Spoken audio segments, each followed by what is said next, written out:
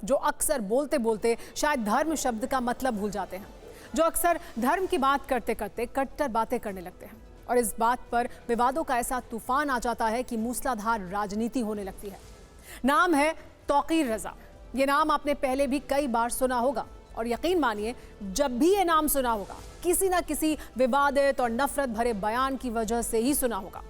अब तौकीर रजा ने विवादित बयानों की पिच पर अपने पिछले रिकॉर्ड को तोड़ते हुए नया रिकॉर्ड बनाया है, वो भी ऐसे वक्त में जब भारत के पड़ोसी मुल्क बांग्लादेश में नफरत की आग लगी हुई है। इन्होंने क्या कहा, कहां कहा, क्यों कहा, किसको टारगेट करते हुए कहा, सब बताएंगे। लेकिन पहले इनकी विशेष चाहत और मंशा को भी जान लीजिए।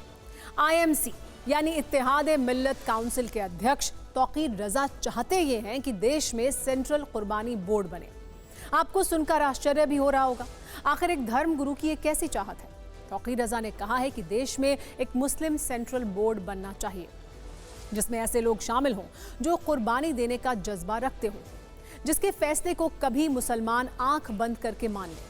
इनका कहना है कि मुसलमानों को अपने वजूद को बचाने की फिक्र करनी चाहिए। आरोप यह है कि देश में मुसलमानों को 2 नंबर का शहरी बनाया जा रहा है। इनको दुख इस बात का है कि देश में मुसलमानों की कोई इज्जत और हैसियत नहीं है।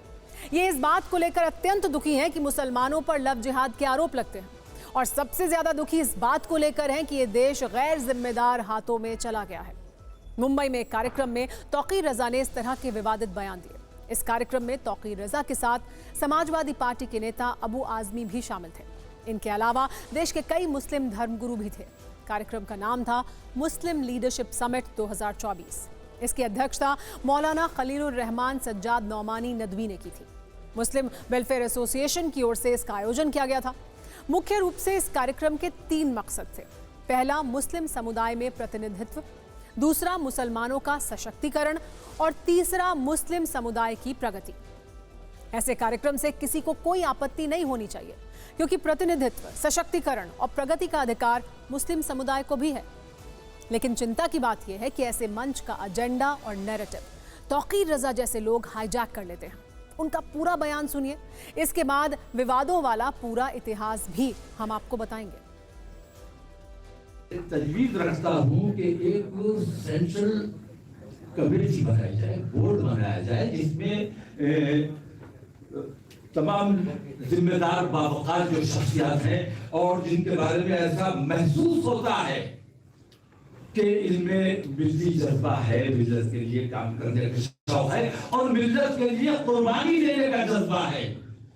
ऐसी शख्सियत को तलाश कीजिए, ऐसे लोगों का एक बोर्ड बना दीजिए और अपने सारे अख्तियारात, पूरी कौम, हम तमाम मिलकर खड़े होंगे, नौमानी साहब खड़े होंगे, हम तमाम लोग मुत्तहिद होकर खड़े होंगे और हम ये कहेंगे कि इस बोर्ड को पूरी मिल्लत की तरफ से तमाम इख्तियारात दिए जा रहे हैं। अब मिल्लत की जिम्मेदारी है कि इस बोर्ड का जो फैसला हो उसे आग बंद करके मंजूर किया जाए। अभी तो हमें अपने वजूद को बचाने की फिक्र करनी चाहिए। वो जैसे जावेद साहब ने बताया कि वो जिस आइडियोलॉजी पर काम कर रहे हैं उसमें हिंदुस्तान में मुसलमान का कोई वजूद उनकी नजर में नहीं है। मुसलमान को 2 नंबर का शहरी लोग कहते हैं कि बनाने की कोशिश की जा रही है। मुसलमान 2 नंबर से ज्यादा नीचे जा चुका है। मुसलमान की कहीं इज्जत, कहीं कोई औकात है।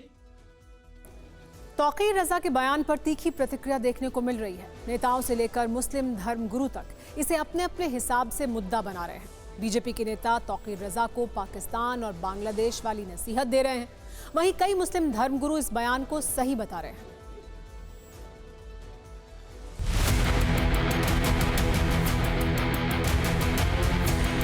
तौकीर रजा की 100 पीढ़ियां भी पैदा हो जाएंगी ना, तब भी उनका गजवाए हिंद करने का जो ख्वाब है वो पूरा नहीं होगा। हिंदुस्तान संसदीय लोकतंत्र से चलने वाला एक राष्ट्र है और इस राष्ट्र को अगर कोई इस्लामी राष्ट्र समझता होगा तो उसकी औकात उसको संविधान के दायरे में दिखाई जाएगी। अब टीम वर्क से काम चलेगा तो आप निकल के आइए, हिंदुस्तान में दौरा कीजिए, 5-6 जो आपके अच्छे लोग हैं उनको लीजिए, उनके बाद लेके मुस्लिम क़यादत की बात कीजिए। कुर्बानी होती है टाइम की, आप टाइम दीजिएगा, ये भी कुर्बानी में आ जाएगा। आप अगर अपना थोड़ा सा पैसा दीजिएगा, उसमें कंट्रीब्यूट कीजिएगा, तो ये भी कुर्बानी में आ जाएगा। तो पॉजिटिव लेके चलें, हम निगेटिव क्यों लेके जाएं? कुर्बानी देने का मतलब जिसकी जैसी नीयत वैसा समझे। तो मौलाना तौकीर रज़ा के बयान को किस अंदाज में लिया जाए, ये अपना अपना जहन है, अपनी अपनी फिक्र है। मेरा तो मानना ये है कि मौलाना तौकीर रज़ा ने कौम का दर्द बयान किया। देखिए, आप मार रहे हैं, आप चीखने भी नहीं देना चाहते हैं, आप सोचते चीखे भी नहीं।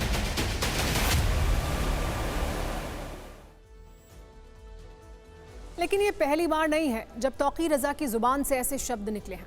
अब आपको तौकीर रज़ा के बयानों और इनके विचारों वाला संक्षिप्त परिचय भी दे देते हैं, जिससे इन्हें समझना हर किसी के लिए आसान हो जाएगा। तौकीर रज़ा ने ज्ञानवापी पर कहा था कि अयोध्या मामले पर तो सारा झूठ सहन कर लिया, लेकिन अब सहन नहीं करेंगे। उन्होंने ये भी कहा था कि फवारे को शिवलिंग समझकर कानून और धर्म का मजाक उड़ाया जा रहा है। इससे पहले साल 2022 में एक सभा के दौरान तौकीर रज़ा ने चेतावनी देते हुए कहा था कि जिस दिन मुस्लिम युवाओं को कानून हाथ में लेने के लिए मजबूर किया जाएगा, हिंदुओं को भारत में कहीं भी छिपने की जगह नहीं मिलेगी। थोड़ा और पीछे जाएं तो साल 2007 में बांग्लादेशी लेखिका तस्लीमा नसरीन के खिलाफ उन्होंने फतवा जारी कर उनका सिर काटकर लाने वाले को 5 लाख रुपए इनाम में देने का ऐलान किया था। आपको बता दें, मौलाना तौकीर रज़ा बरेली के एक धार्मिक नेता हैं। उन्होंने 2001 में अपनी राजनीतिक पार्टी इत्तेहाद मिल्लत परिषद की स्थापना की थी। तौकीर रज़ा की ख्वाहिश राजनीतिक है और काफ़ी खतरनाक है। वो चाहते हैं कि एक ऐसी संस्था बने जिसकी हर बात मुस्लिम समुदाय के सभी लोग आंख मूंद करके मान लें और आवश्यकता के अनुसार कुर्बानी भी दे दें। सीधे शब्दों में वो मुस्लिम समुदाय के इकलौते और वेरीफाइड ठेकेदार बनना चाहते हैं। लेकिन शायद वो नहीं जानते कि मुस्लिम समुदाय इस तरह के नेताओं और धर्मगुरुओं के रिमोट कंट्रोल से नियंत्रित होने वाला नहीं है।